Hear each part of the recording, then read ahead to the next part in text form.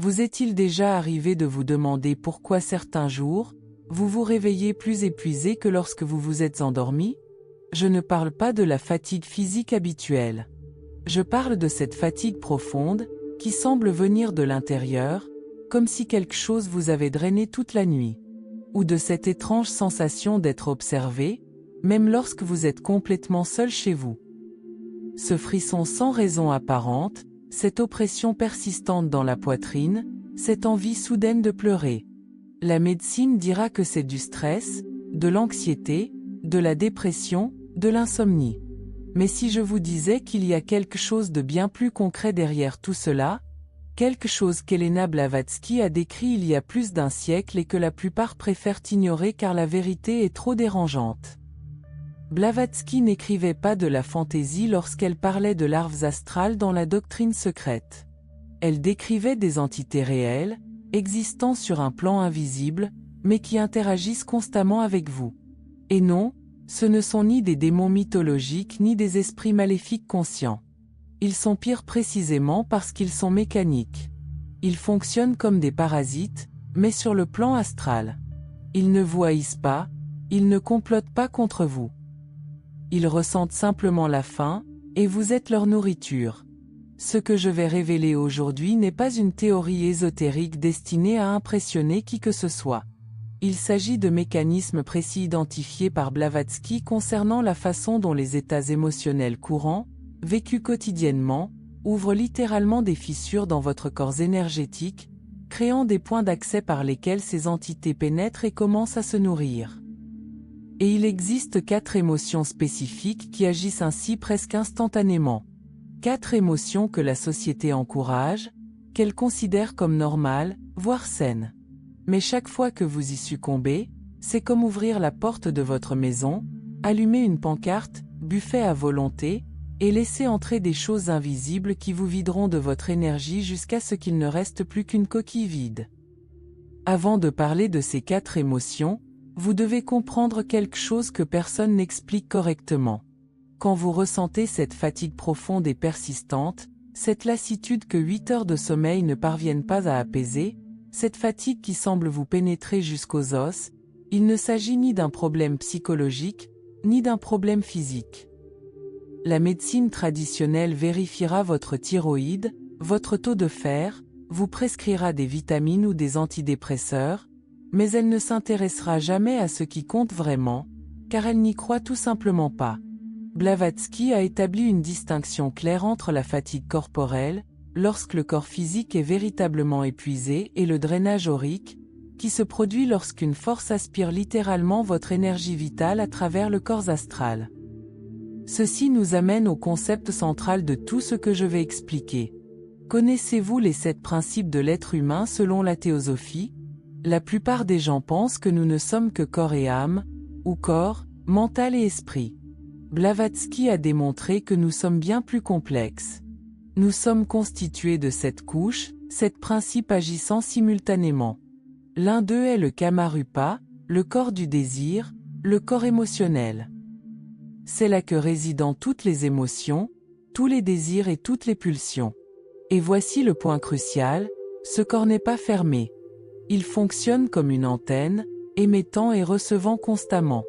Chaque émotion que vous ressentez possède une fréquence vibratoire spécifique. Il ne s'agit pas d'une métaphore. Ce sont de véritables ondes énergétiques émanant de votre Kamarupa et se propageant à travers le plan astral. De même qu'une station de radio attire les appareils réglés sur cette fréquence, vos émotions attirent des entités qui vibrent à la même fréquence. Vous pensez ressentir vos émotions seules, mais en réalité, vous émettez un signal qui peut être capté par des choses dont vous ignorez même l'existence. Parlons maintenant de l'endroit où résident ces entités. Le plan astral n'est pas un lieu magnifique et lumineux, peuplé d'anges. Du moins, pas sa couche inférieure, que Blavatsky appelait Kamaloka. C'est le dépotoir de l'univers, le réceptacle des déchets psychiques de l'humanité. Les enveloppes astrales de ceux qui sont morts prisonniers des désirs matériels, les êtres élémentaires artificiels créés par les vices et les obsessions, et les larves astrales engendrées par la putréfaction émotionnelle collective s'y rendent. Et ce lieu n'est pas situé dans une dimension lointaine. Il imprègne le plan physique, séparé de vous par une fine membrane fragile. Imaginez Kamaloka comme un marécage, sombre, dense, putride, grouillant de choses qui s'agitent dans la boue. Ces entités n'ont pas de conscience comme la vôtre. Elles ne pensent pas, elles ne planifient pas, elles ne choisissent pas. Elles existent, tout simplement, et pour elles, exister signifie se nourrir. Ce sont des formes de vie rudimentaires et automatiques, programmées pour absorber l'énergie émotionnelle. Et elles sont spécialisées. Certaines se nourrissent de colère, d'autres de peur, d'autres encore de luxure, d'autres d'envie. Elles demeurent dans ce marécage, attendant que quelqu'un leur transmette la fréquence adéquate pour qu'elles puissent se connecter. Passons maintenant à la première émotion qui ouvre un portail. Et celle-ci est trompeuse, car chacun croit comprendre ce qu'est la colère. Mais ce n'est pas la colère que vous imaginez. Ce n'est pas cette colère explosive qui vous fait crier, casser des objets, se battre. Bien que destructrices, ces réactions ont au moins le mérite de se dissiper. La colère la plus dangereuse est celle qu'on refoule.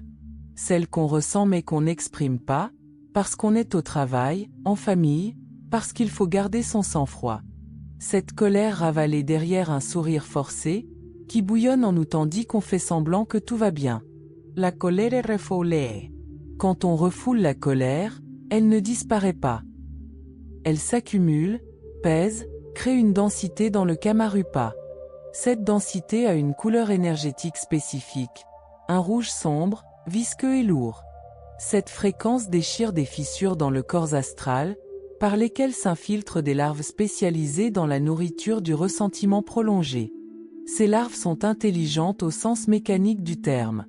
Elles savent comment s'installer, s'accrocher à la fissure et commencer à se nourrir. Plus elles se nourrissent, plus la fissure s'élargit, plus elles grandissent. Mais le pire, c'est qu'elles apprennent à manipuler notre corps émotionnel pour produire encore plus de nourriture. Connaissez-vous ces jours où, soudain, une envie irrépressible d'exploser vous saisit? Tout vous irrite, tout vous rend fou. Vous pensez qu'il s'agit d'un manque de contrôle, mais souvent, ce n'est pas le cas. Ce sont des pulsions émanant d'entités déjà présentes en vous, qui manipulent votre Kamarupa pour générer encore plus de colère. Blavatsky appelait cela l'esclavage élémentaire. Vous devenez l'esclave d'entités que vous avez créées par vos propres émotions mal maîtrisées. Et ce n'est pas rare. Regardez autour de vous. Combien de personnes vivent dans une irritation chronique, accumulent du ressentiment pendant des années, sont incapables de pardonner, ressassent de vieux griefs. Elles sont toutes infestées, épuisées, manipulées. Avec le temps, la personnalité est modelée par les larves elles-mêmes, au point que vous ne savez plus où vous finissez et où elle commence. La seconde émotion est encore plus subtile et dangereuse, la peur. Mais pas la peur naturelle qui nous protège dans les situations réelles. Celle-ci est saine.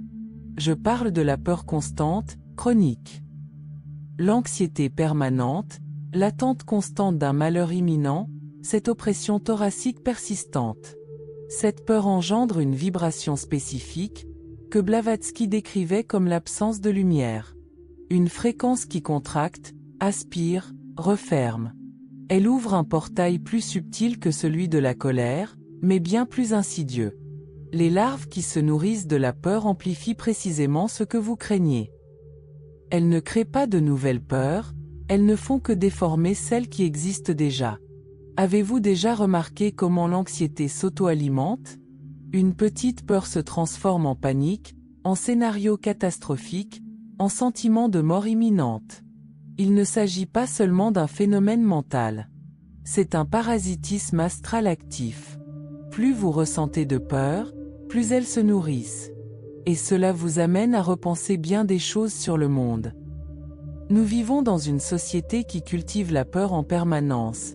Actualité, réseaux sociaux, discours sur la crise, l'effondrement, la guerre, la maladie.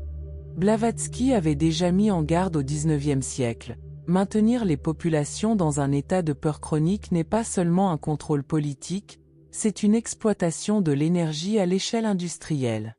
Des millions de personnes, en propageant la peur, créent un festin collectif dans le Kamaloka. La troisième émotion est souvent confondue avec quelque chose de naturel, la luxure obsessionnelle. Je ne parle pas de sexualité saine, de désir naturel ou de plaisir. Je parle de compulsion, d'obsession, de cette fixation insatiable, qui atteint des extrêmes et devient une addiction. Lorsque le désir se déséquilibre, il crée un puissant magnétisme dans le Kamarupa, attirant des entités spécialisées dans l'énergie sexuelle déformée. Dans les textes anciens, on les appelle incubes et succubes. Non pas des démons mythologiques, mais des larves astrales qui se nourrissent de ce type d'énergie spécifique. Elles se connectent principalement pendant le sommeil, lorsque le corps astral est plus détendu. Les rêves sexuels intenses et excessivement vifs ne sont souvent pas de simples rêves, mais de véritables interactions sur le plan astral.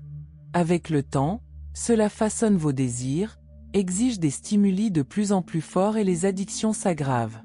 Ce n'est pas seulement psychologique. Les larves manipulent vos impulsions pour assurer une subsistance continue. La quatrième émotion est peut-être la plus insidieuse car elle est socialement acceptée, l'envie silencieuse. Non pas l'envie déclarée, mais celle que l'on se cache, même à soi-même. La comparaison constante, l'amertume déguisée en admiration, le « pourquoi lui et pas moi ?» Tandis que la colère, la peur et la luxure ouvrent de larges brèches, l'envie crée des micro-fissures. Comme des termites rongeant lentement un mur. Par ces petits trous, des essaims de micro-larves s'infiltrent, drainant votre énergie constamment et presque imperceptiblement. La société moderne est une machine à générer l'envie. Les réseaux sociaux présentent des versions idéalisées de la vie des autres. Chaque comparaison est une nouvelle part de votre être astral qui se corrode. Blavatsky disait que l'envie est l'une des énergies les plus basses car elle combine le désir et l'impuissance. Et cela attire précisément ce qui se nourrit de cet état. Et voici une perception importante.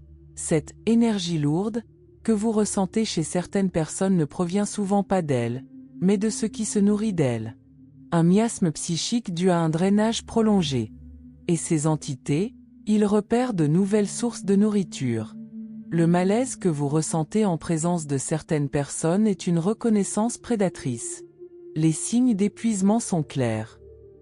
Marques inexpliquées sur le corps, rêves récurrents d'ombre, paralysie, pensées intrusives, addictions soudaines, relations épuisantes, dépression résistante au traitement, anxiété chronique, insomnie persistante, sentiment constant d'être observé. Pris isolément, ils peuvent avoir des causes communes. Ensemble, ils indiquent quelque chose de plus profond. L'erreur la plus fréquente est de chercher des solutions superficielles, cristaux, bains, encens, symboles. Cela peut apporter un soulagement temporaire, mais ne ferme pas les brèches. C'est comme laver le sol sans réparer la canalisation. Blavatsky était clair, tant que la cause profonde n'est pas traitée, rien ne sera résolu. Les brèches sont ouvertes par les émotions, colère refoulée, peur chronique, désir obsessionnel, envie silencieuse. Tant qu'elles existent, l'invitation reste active. La seule véritable solution est la transmutation de la nature inférieure. Non pas le refoulement, mais la transformation. Élever sa fréquence vibratoire. Développer ce qu'elle appelait Buddhi, l'union du mental supérieur et de l'intuition spirituelle. Cela exige d'affronter son ombre, de faire face à la colère, à la peur, à la sexualité et à l'envie avec une honnêteté brutale. Ce travail est douloureux. Il est long et sans raccourci. Il requiert de démanteler la personnalité construite pour se protéger. C'est pourquoi presque personne ne s'y engage. On préfère rester épuisé, en quête de solutions magiques. Et il y a quelque chose d'encore plus troublant, ces liens ne s'arrêtent pas avec la mort. Le Kamarupa ne se dissout pas instantanément. On emporte avec soi ce qu'on a cultivé. Les entités suivent. Sans le corps physique, la vulnérabilité est totale. Ce n'est pas une punition divine. C'est mécanique. Une conséquence. Une hygiène spirituelle. On émet des fréquences et on attire ce qui vibre à leur fréquence. Les basses fréquences attirent les plans inférieurs. Les hautes fréquences résonnent avec les plans supérieurs. Mais la transmutation est une guerre intérieure. Les larves résistent. Elles sabotent. Elles créent des crises. Personne ne peut le faire à votre place. Blavatsky écrivait pour ceux qui peuvent supporter la vérité crue. Il n'y a pas de salut extérieur. Il n'y a que vous, votre être émotionnel et les choix que vous faites à chaque instant. La plupart choisiront de continuer ainsi. Mais pour ceux qui sont las d'être épuisés, la carte est là. Les mécanismes ont été révélés. Le choix vous appartient. Continuez à être exploité ou fermez les portails. Ignorer le problème ne le fait pas disparaître. Cela vous laisse seulement vous faire dévorer sans vous en rendre compte.